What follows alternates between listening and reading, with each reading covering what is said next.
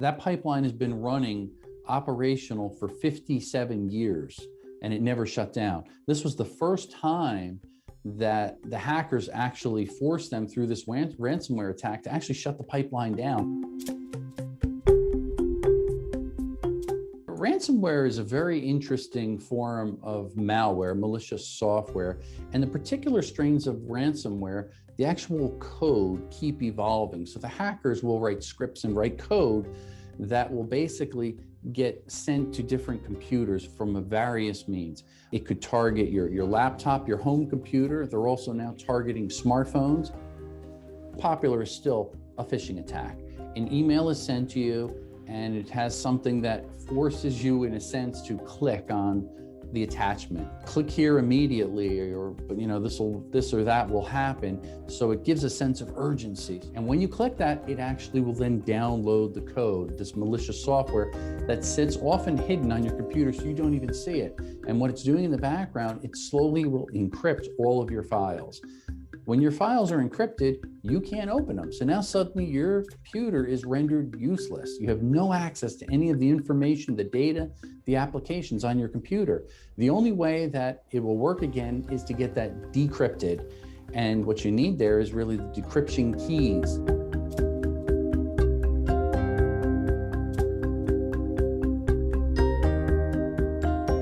In the Colonial Pipeline case was they also pulled a lot of data from the computer network systems, and they also used that as a threat and said, look, we're going to dump and expose this data if you do not pay this large amount of money.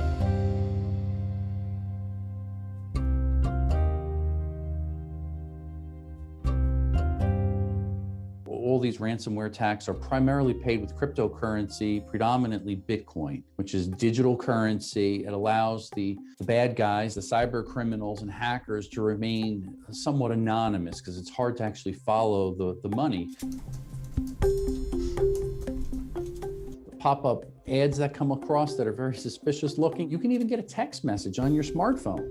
And if you click on that, it could launch a ransomware attack to your smart devices and anything that's linked to, as well as visiting suspicious websites. And going to the wrong site could immediately start to download and execute code onto your computer.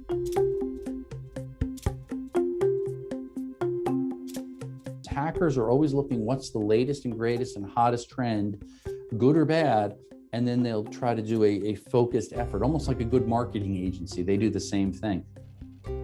Ransomware attacks are hitting every single industry, and that's the part that's so concerning.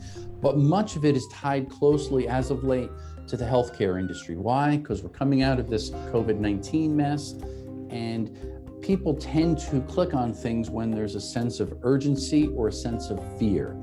Vaccine shortages, something about hospitals, statistics about COVID. They're reading quickly the headlines or read through the email, and they may click on that very quickly there, or visiting websites, reading articles and things.